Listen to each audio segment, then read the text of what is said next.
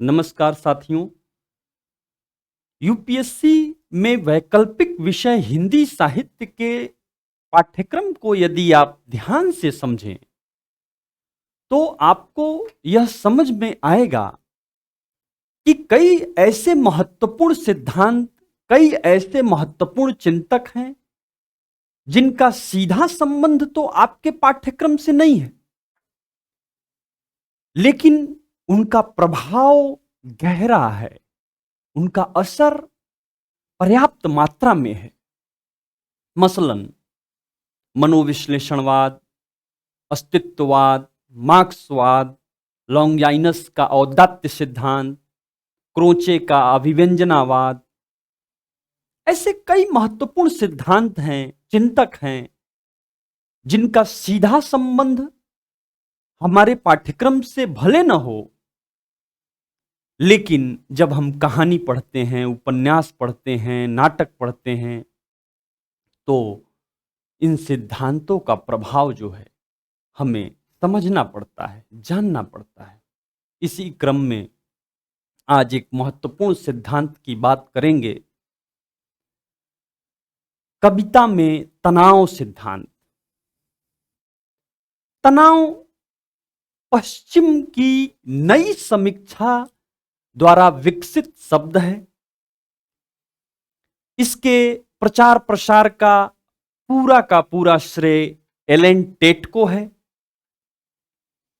उन्होंने tension in poetry 1938 नामक अपने प्रसिद्ध निबंध में कहा है कि अनेक कविताओं में, जिन्हें हम सामान्य रूप से सत्काव्य कहते हैं, अच्छा काव्य कहते हैं, अच्छी कविता कहते हैं, अच्छी कविता समझते हैं, और इसके अतिरिक्त कुछ ऐसी कविताएं जिनकी हम उपेक्षा कर देते हैं, जिन्हें हम इग्नोर कर देते हैं, तो कुछ ऐसे सामान्य तत्व इनमें पाए जाते हैं जो हमें कविता की बारीकियों से अवगत कराते हैं, जो हमें कविता की गहराई को समझने के लिए प्रेरित करते हैं। ऐसे गुण जो हमें प्रेरित करें, उसे एलन टेट तनाव कहते हैं।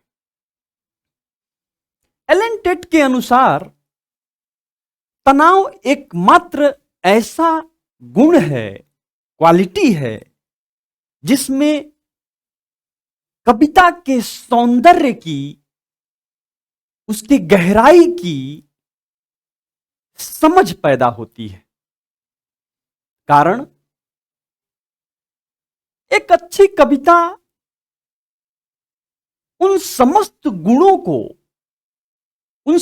गुणों का मेल होती है जो अपने भीतरी तनाव और बाहरी तनाव दोनों में सौंदर्य पैदा करती है।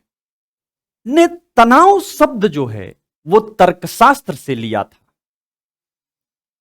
और कविता का सृजन जो है, काव्य का सृजन जो है, उसका प्रयोग विशिष्ट रूपक के रूप में, विशिष्ट रूपक के अर्थ में वो करते हैं। तनाव के दो रूप हैं, एक बाहरी तनाव, एक भीतरी तनाव। बाहरी तनाव कविता की एक विचार मूलक गति है जो आरंभ से अंत तक देखने को मिलती है। वहीं भीतरी तनाव, इसका संबंध जो है कवि में भीतरी भाव विचार, कवि का विचार, व्यवहार, क्रिया, इन तमाम तत्व को अनवरत विकास के रूप में कवि देखता है। यानी कवि में भीतरी भाव, विचार, क्रिया कि अनवरत विकास की एक स्थिति है। टेट का विचार है, टेट कहते हैं कि कविता भाव नहीं है, जबकि भारतीय परिदृश्य में कविता को, काव्य को भाव कहा गया है। वे कहते हैं कि कविता भाषा है। पाठक इसे भाषा के रूप में ही तो जानता है। काव्य भाषा का जो मूल गुण है, कविता की भाषा की जो मूल क्वालिटी है, तनाव, अर्थात भीतरी शब्द विधान, कवि के भीतर के शब्द विधान और उसके बाहर के अर्थ विधान का संतुलन, बैलेंस। कविता की भाषा में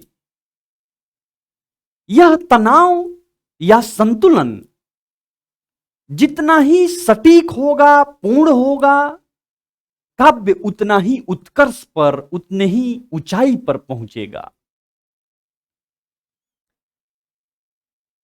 विद्वानों ने एलन टेट के तनाव सिद्धांत का मूल जो है, जड़ जो है, वो कॉलरिज के कल्पना सिद्धांत को माना है, उसमें देखा है।